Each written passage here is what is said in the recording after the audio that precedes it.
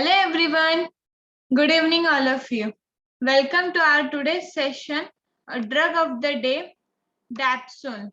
So today we'll discuss our drug Dapsone. Before that, if you have not gone through our previous videos, then please go to our YouTube channel Dharmesh Mehta GPAT and please enjoy our previous videos also. So let's start with our today's session, that is the drug of the day, Dapsone.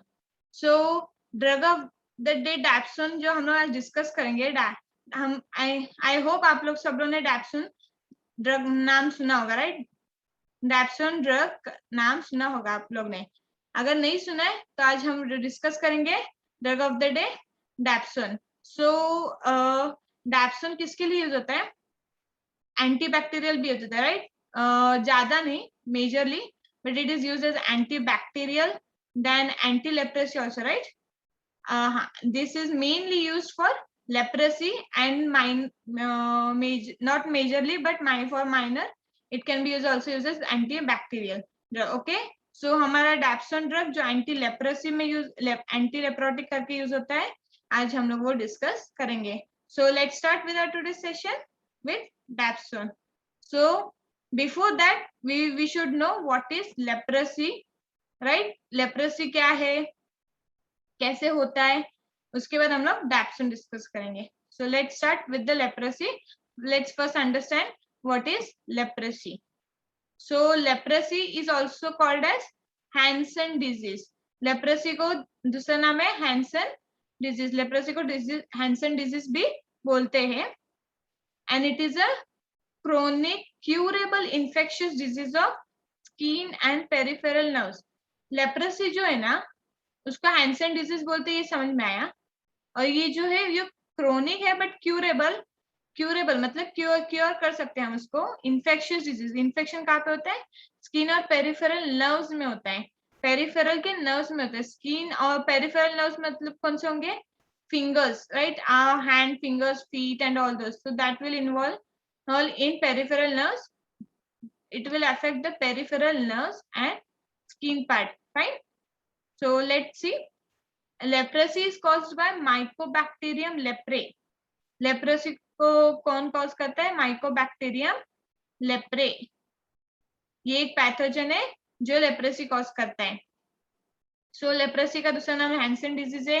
it will affect skin and peripheral nerves and it is caused by Mycobacterium leprae pathogen. Fine. So हम लोग ने ये देखा कि उसको cause कौन करता है लेप्रेसी का, जो माइकोबैक्टीरियम लेप्रे. उसके सिम्टम्स देखते हैं, right? How should we know that we are suffering from leprosy? The symptoms are light coloured और red skin patches with reduced sensation, numbness and weakness in hands and feet. Symptoms में हम लोग को क्या दिखता है? क्या लाइट कलर के या रेड स्किन पैचेस, मतलब स्किन पे पैचेस होते हैं रेड कलर के और लाइट कलर में. और रिड्यूस सेंसेशन मतलब जो सेंसेशन होता है पेन का और कोई भी feeling sensation, that will be reduce. We will feel numbness in our fingers, toes and also weakness in hands and feet. Hands और फीट में वीकनेस होता है. देन नमनेस, जो फिंगर्स होते हैं टोज, उसमें नमनेस होता है और सेंसेशन रिड्यूस हो जाता है और पैचेस दिखते हैं स्किन पे. फाइन. सो लेप्रेसी को हैंसन डिजीज बोलते हैं. स्किन और पेरिफेरल नर्व्स में यूज होता है. माइकोबैक्टीरियम लेप्रे कॉज करता है. This are the symptoms of leprosy. See, this is the microscopic picture of the Mycobacterium leprae which is stained with Zn stain that is used for acid fast bacilli. Mycobacteria की जो भी pathogens होते हैं they all are acid fast bacilli है. और उनको जो stand किया था हम लोग Zn स्टेन यूज करते हैं उनके लिए.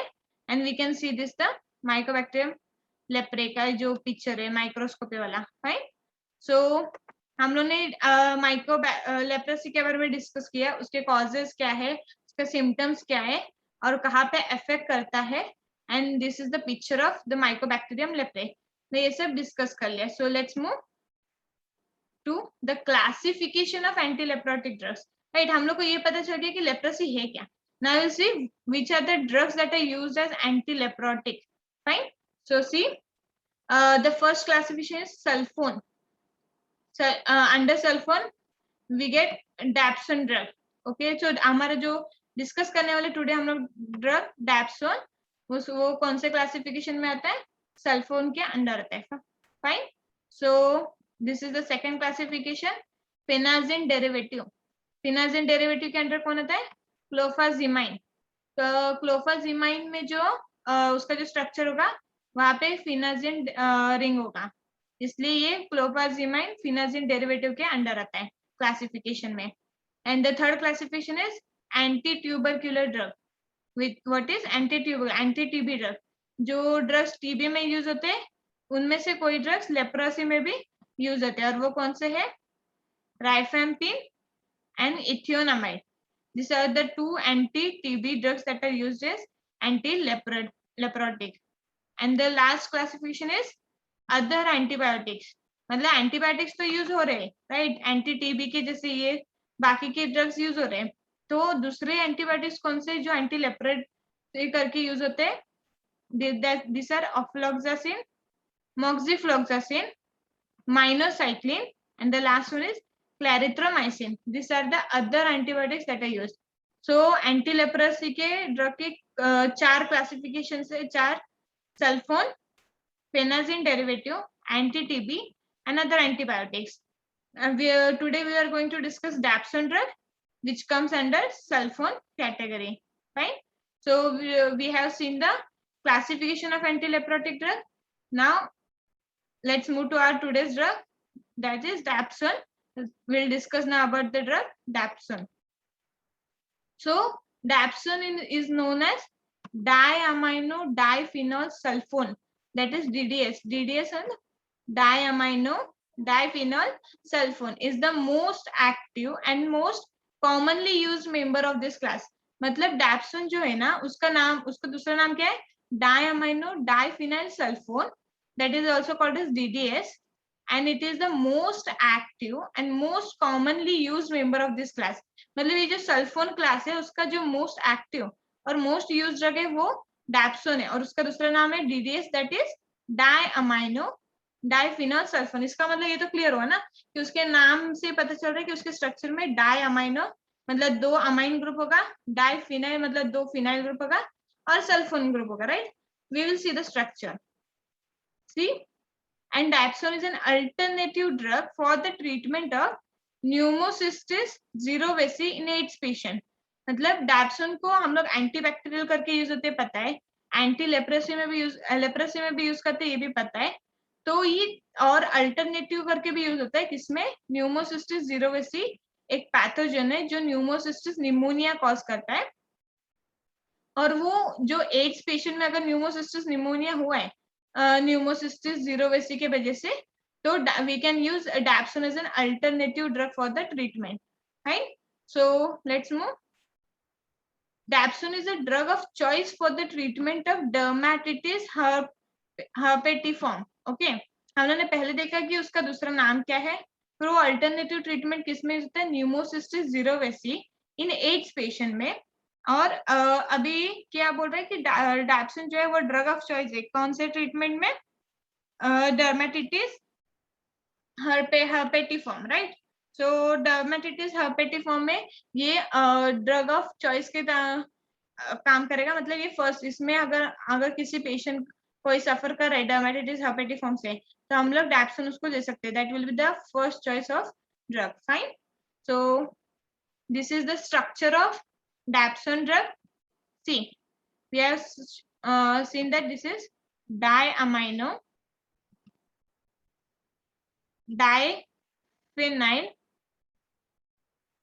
and this is the our sulfone group.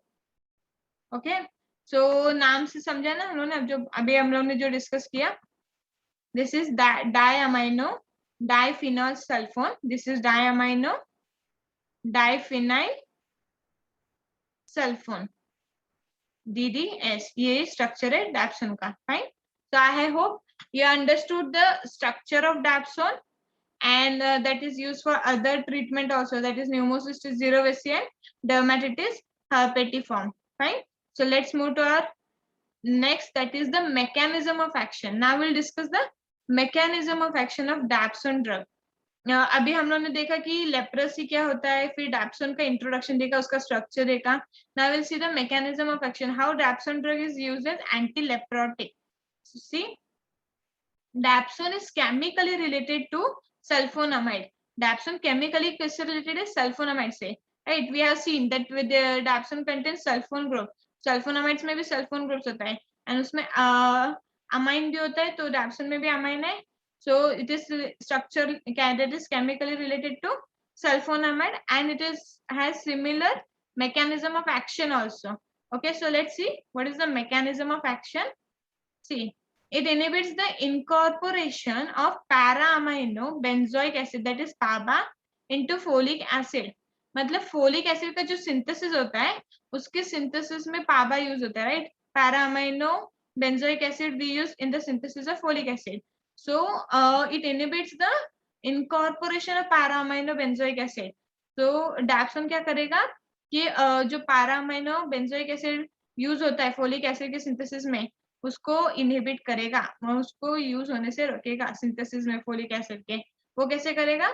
It will compete with the PABA for the active site of dihydropteroate synthetase and inhibits the synthesis of dihydrofolic acid.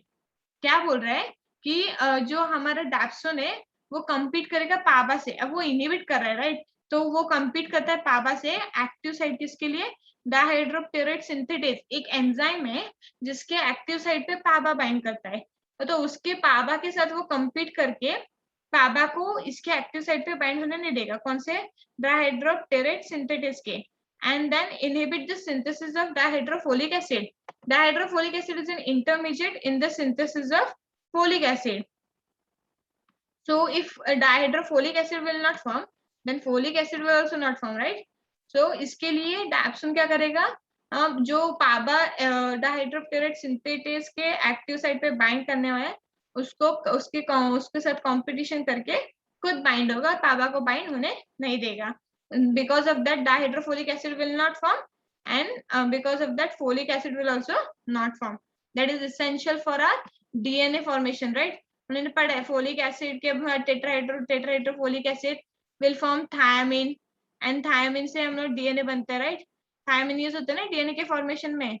तो अगर हमारा डीएनए नहीं बनेगा तो ग्रोथ भी नहीं होगा, राइट? तो इसके लिए जो डैप्सोन है वो ग्रोथ को रोकेगा. कैसे रोकेगा?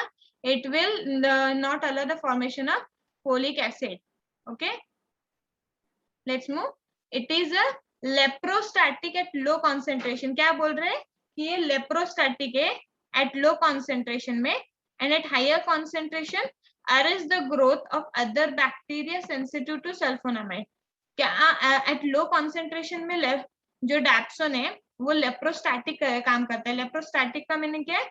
It will स्टैटिक और रोक देगा, ग्रोथ को इनहिबिट करेगा, किल नहीं करेगा. It will not kill the pathogen और microorganisms, but it will only inhibit the growth. So it will act as a static, not as cidal. At low concentration, at higher concentration क्या करेगा? It will arrest the growth of other bacteria that are sensitive to sulfonamide. जो दूसरे bacteria sensitive है sulfonamide को, right? ये similar structure में sulfonamides के dapsone, तो वो उन बैक्टीरिया के ऊपर भी अटैक कर सकते हैं जो बैक्टीरिया सेंसिटिव है सल्फोनामाइड्स के अटैक को. So at higher concentration it will arrest the growth of bacteria that are sensitive to sulfonamide, and at low concentration it will act as leprostatic. Fine. तो हम लोगों ने मैकेनिज्म देखा जिसमें it will inhibit the formation of folic acid by competing with the PABA, और उसके वजह से डीएनए नहीं बनेगा and the growth will stop. So this was the mechanism of action of dapsone. I hope you all of have understood the mechanism of action of dapsone. So अभी mechanism of action हो गया, उसका introduction हो गया. Let's move to the सी. अभी हम लोग इसको देखते हैं कैसे पाथवे इसका इनहिबिट करने का. यहाँ पे para amino benzoic acid plus pteridine for formation of folic acid. First para-amino benzoic acid and pteridine will combine with the dihydropteroate synthetase. This is the enzyme which I was talking in the previous slide. तो para-amino benzoic acid और pteridine मिलके ये enzyme के साथ में क्या बनाएंगे, it will form डाइहाइड्रोटेरोइक acid बनाएंगे फर्स्ट. ओके, बट क्या होगा, dapsone will inhibit this. Dapsone will compete with the para-aminobenzoic acid, and dapsone will bind to the dihydroterate synthetase. So अगर ये dapsone इसके साथ बाइंड करेगा तो इस डाइहाइड्रोटेरिक एसिड नहीं बनेगा, फाइन, क्योंकि ये बाइंड करके इसका सिंथेसिस स्टॉप कर देगा. और इसके साथ साथ डैप्सोन के साथ साथ सल्फामिथोक्साजोल भी एंटीबैक्टीरियल है, right? We all know sulfamethoxazole is an antibacterial drug, so it also attack this inhibit the para-aminobenzoic acid. So यहाँ पे competitive inhibition होता है, and it will both of these drugs compete with the para-aminobenzoic acid. Fine. तो ये तो हम we have seen that dapsone and sulfamethoxazole will compete with para-aminobenzoic acid for this enzyme. Because of that, this formation of dihydroteroic acid will not form. But let's see the full pathway. If agar dihydroteroic acid bana, so then it will combine with the dihydrofolate synthetase and it will form dihydrofolic acid. Folic acid तो बना, but that have dihydro means 2 hydrogen, 2 hydrogen इसके पास, ये folic acid के पास, with the help of this dihydrofolate synthetase enzyme. So agar if we have 2 hydrogen with folic acid, now it will combine with the dihydrofolate reductase enzyme and it will form tetrahydrofolic acid. What it will form? Tetrahydrofolic acid. But we have seen, right, कि dapsone इसको ही bind करके आगे की synthesis होने ही नहीं देगा, तो ये सब पूरा बनेगा ही नहीं. जब tetrahydrofolic acid बनेगा, then it will form thymine and the thymine will be used in the synthesis of DNA, right? अगर DNA ही नहीं बनेगा तो ग्रोथ कैसे होगा पैथोजन का? तो इसलिए it will inhibit the growth of pathogen by inhibiting this para-aminobenzoic acid to bind with the dihydroterate synthetase. But there is another drug that is trimethoprim, which inhibit the formation of tetrahydrofolic acid by inhibiting the dihydrofolate reductase enzyme. Okay, that act as a reduction, right? Dihydrofolic acid का reduction करेगा ना dihydrofolate reductase, तो trimethoprim dihydrofolate reductase enzyme को inhibit करता है. तो this was the pathway of the formation of folic acid, जहां पे dapsone, sulfamethoxazole and trimethoprim act as inhibitors and allow the formation of folic acid. So हम लोगों ने मैकेनिज्म देखा डैप्सोन का. So now let's see the metabolism of dapsone. अभी तक हम लोग ने उसका इंट्रोडक्शन देखा, क्या है वो, उसका मैकेनिज्म ऑफ एक्शन देखा. Now we will see the metabolism of dapsone. See, this is the dapsone drug. अभी ये dapsone का जो मोस्टली ह्यूमंस में और मैन में जो होता है वो एसिटाइलेशन होगा. जो we have seen, right, कि dapsone has this NH2 groups, so acetylation will occur on this NH2 groups. यहाँ पे ऐसे तो मैन में मोस्टली मीन्स ह्यूमंस में मोस्टली एसिटाइलेशन होगा मेटाबॉलिज्म के इसमें डैप्सोन का. Other than that in man and rat it will also undergo glucuronide conjugation. Glucuronide conjugation भी कर सकता है dapsone. Otherwise it can also renal clearance can also occur in, but the renal clearance किस में होता है? Man में, rat और माउस में होता है. हाँ, मतलब रैट और मैन में तो होता है, प्लस माउस में भी रीनल क्लियरेंस होता है. सो एक तो एसिटाइलेशन से जा सकता है उसका लाइक मेटाबॉलिज्म, ग्लूकुरोनाइड कॉन्जुगेशन कर सकता है, अदरवाइज रीनल क्लियरेंस भी करेगा, और it can also form hydroxylamine. What it will form? Hydroxylamine बनेगा. मतलब ये जो NH2 है, यहाँ पे OH ग्रुप ऐड होगा H को निकाल के, so it will form hydroxylamine in man and male rat में. रैट में कौन से? मेल रैट में होगा ये. And this hydroxylamine can also undergo glucuronide conjugation and it will be excreted from the body. But ये जो हाइड्रोक्सिलामीन बना है, that causes toxicity, that is it causes methemoglobinemia. So अगर कोई dapsone, if it causes toxicity or it shows adverse effect, that is methemoglobinemia, that is due to its metabolism hydroxyl amine, fine. और ये सब तो ठीक है, metabolism की pathways थे, right? Acetylation, glucuronide conjugation, renal clearance, and it also accumulate in tissue, mainly in the brain मध्ये, brain में ये मोस्टली, ये जो ब्रेन में एक्यूमुलेट होता है, मतलब अगर ये एक्यूमुलेशन हुआ डैप्सन ड्रग का, तो मोस्टली ये टिश्यू में जो एक्यूमुलेशन होगा मोस्टली ब्रेन में होगा। दूसरे टिश्यूज में भी होता है, बट ब्रेन में ज्यादा होता है। So in metabolism, what we are seeing, it undergoes acetylation, undergoes renal clearance, also forms conjugation as glucuronide and excreted. It will form hydroxylamine that will cause toxicity, that is methemoglobinemia, and it can also accumulate in tissues, for example brain.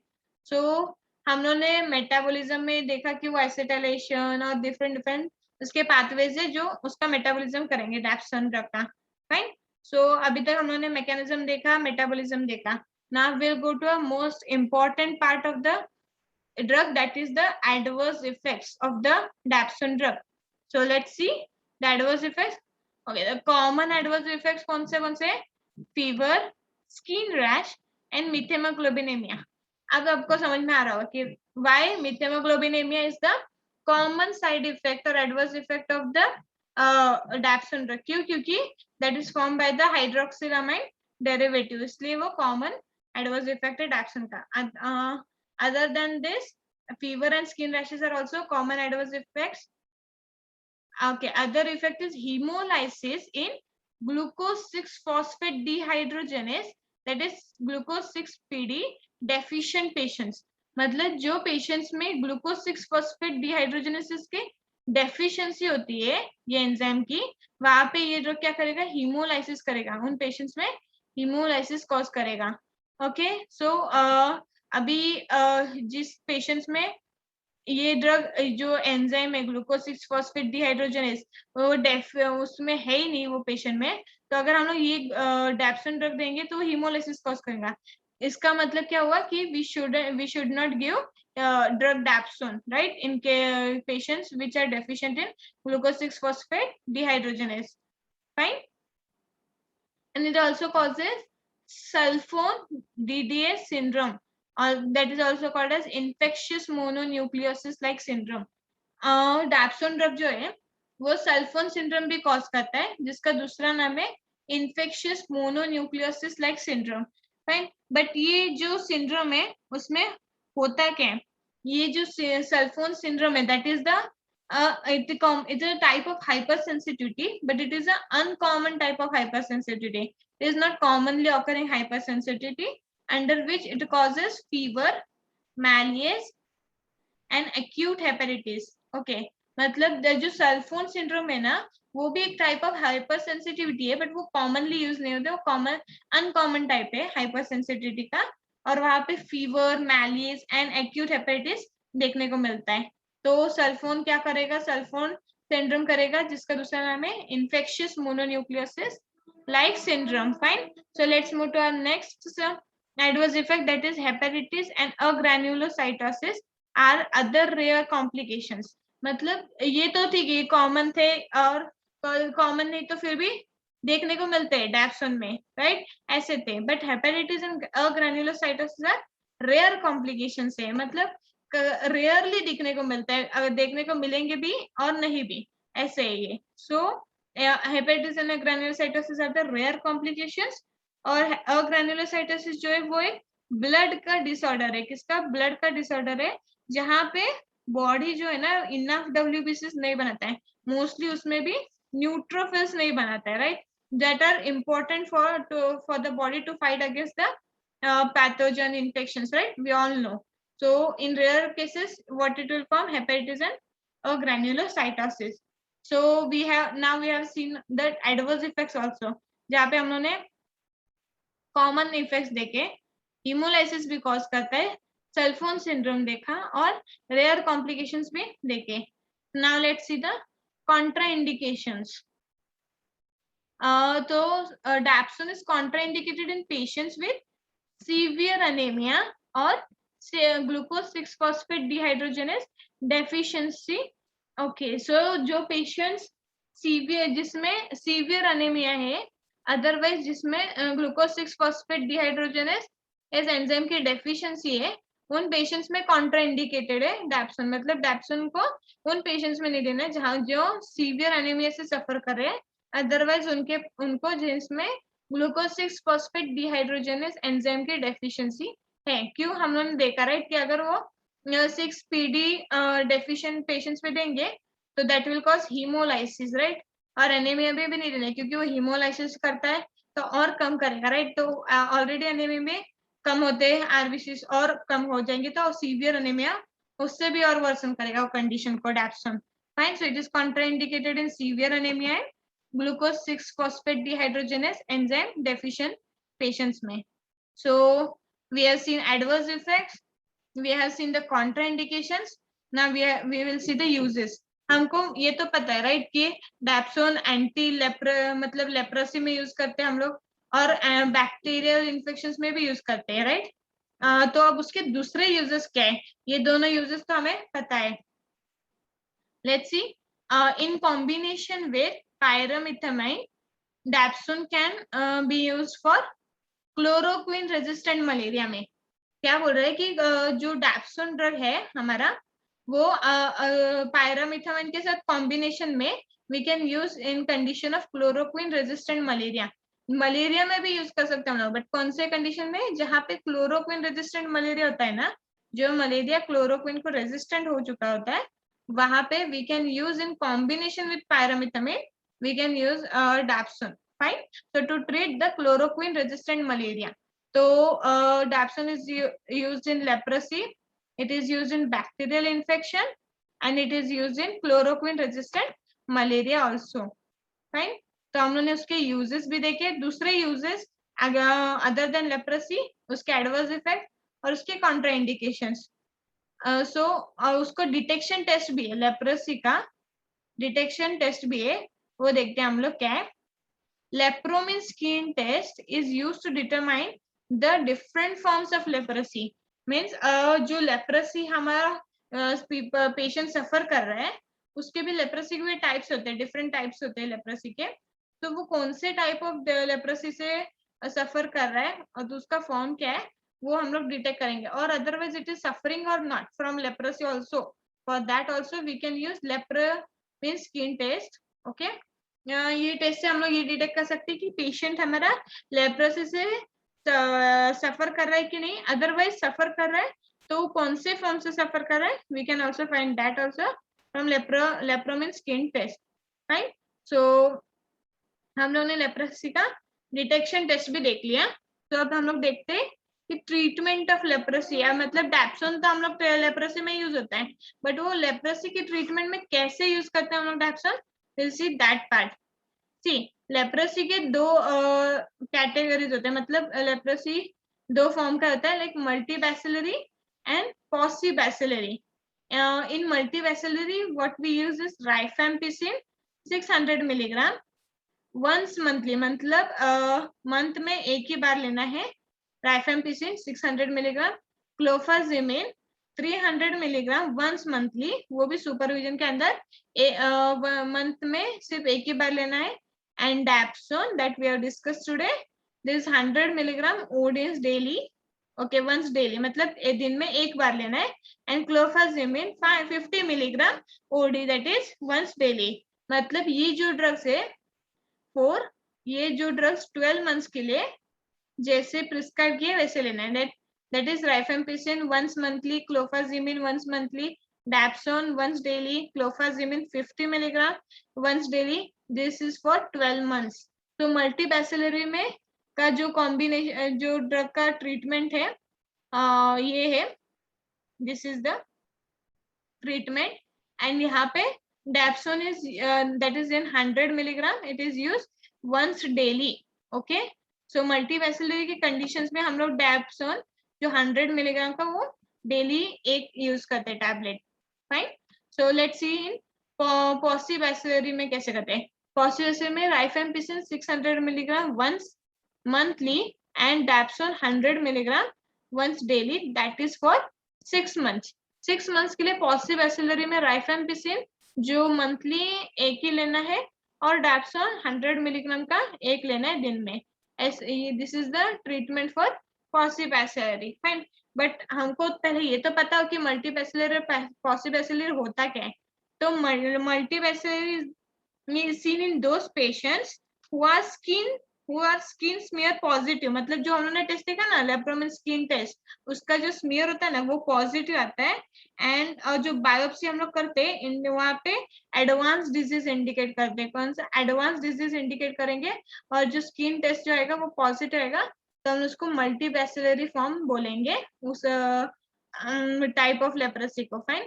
और bacillary में क्या होता है, जो skin test करते हैं हम लोग वो नेगेटिव आता है, और वहां पे कोई भी एडवांस डिजीज नहीं होता है। बायोप्सी करने के बाद हमको कोई अभी एडवांस डिजीज नहीं दिखता है, तो उसे हम लोग बोलेंगे पॉसिबैसिलरी। इसके लिए पॉसिबैसिलरी में सिर्फ 2 ड्रग्स है, that is rifampicin and dapsone. And in multibacillary there four drugs. Okay, so we have seen the how dapsone is used in the treatment of leprosy and other drugs and the other forms of leprosy also, fine. So this is the marketed formulation of dapsone.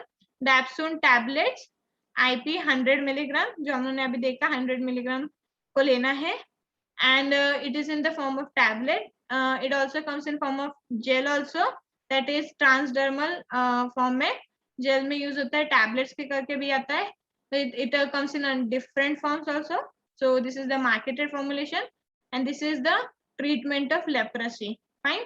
So ये था पूरा हमारा pharmacology of dapsone का, उसका mechanism of action, treatment that is used in leprosy, उसका formulation, right. Now we will see the synthesis of dapsone.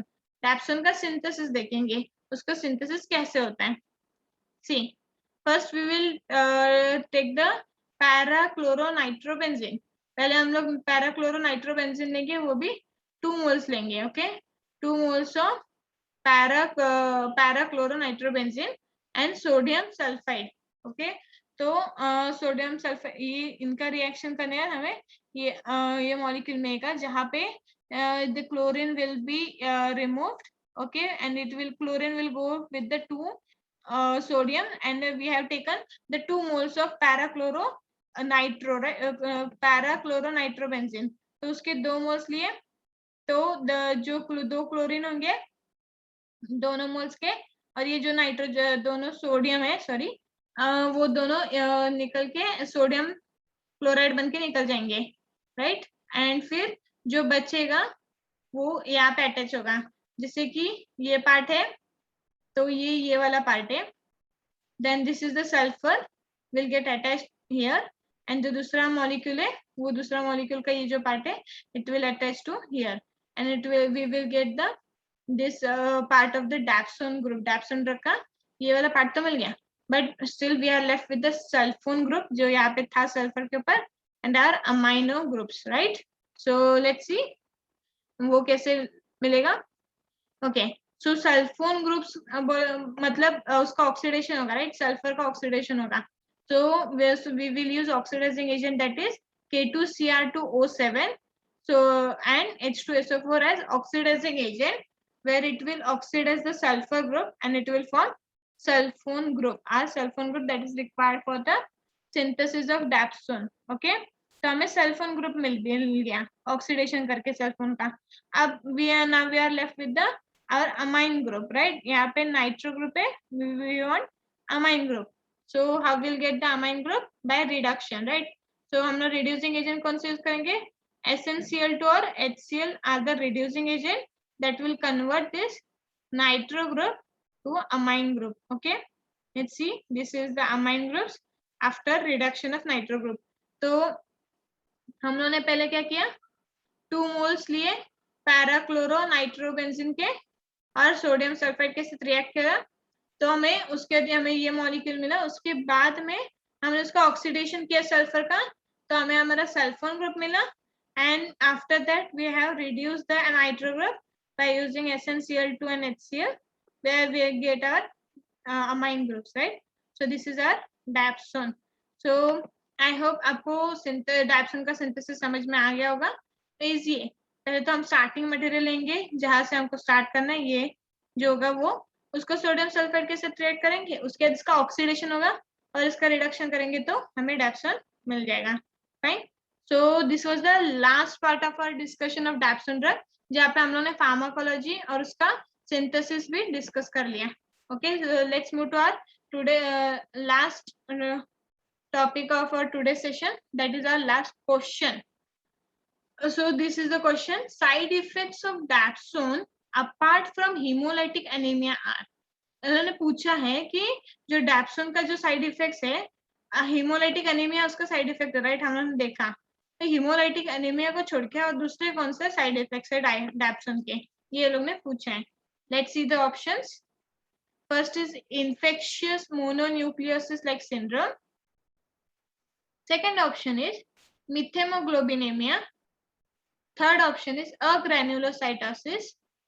And the last option is all of the above. So, अभी हम लोग ने adverse effects में देखे थे, right, उसके side effects dapsone के, उसमें से ये लोग ने कुछ क्वेश्चन में ही बोला है कि डैप्सोन के अपार्ट फ्रॉम हीमोलाइटिक एनीमिया दूसरे और कौन से साइड इफेक्ट्स हैं। तो पहला ऑप्शन हमारा इन्फेक्शियस मोनोन्यूक्लियोसिस लाइक सिंड्रोम है, ये हम लोग ने कहीं देखा है, राइट ना। इसको हम लोग लाइक सेल्फोन सिंड्रोम भी बोलते हैं। कुछ याद आ रहा है क्या? उन्होंने डैप्सन के इंट्रोडक्शन में देखा था कि वो सेल्फोन सिंड्रोम कॉज करता है और उसका दूसरा नाम है infectious mononucleosis like syndrome, right. तो ये तो सेल्फोन कॉज करता है, ये उसका साइड इफेक्ट है, राइट। तो ये भी है, ये है, राइट। तो हम लोग बाकी देखते हैं बाकी कौन बाकी है कि नहीं। So second option is methaemoglobinaemia. Methaemoglobinaemia भी कॉज करता है, right. We are seen in the metabolism of dapsone कि उसका हाइड्रोक्सिलामाइन वाला जो मेटाबोलाइट है that causes methaemoglobinaemia. So this is also the side effect of dapsone. Agranulocytosis, we have seen in the adverse effect of dapsone that it is a rare complication of dapsone, right, but it is a complication, that is the adverse effect of dapsone. So infectious mononucleosis like syndrome, methemoglobinemia or granulocytosis, all are the side effects of dapsone along with hemolytic anemia. So our answer is all of the above, right. हम लोगों ने ये सब पहले इसे discuss किया था, तो हमारा आंसर क्या है? All of the above. So this was the last slide of the today session. We have discuss the question on the today session also. Pharmacology discuss किया, उसका सिंथेसिस डिस्कस किया। आई होप आप सबको समझ में आ गया होगा उसका pharmacology, synthesis and how we going to solve the questions also, right. So thank you so much for joining with us today. I hope all of you enjoyed today's session, and we will meet soon again with the new drug. So till then, stay home, stay safe, and take care.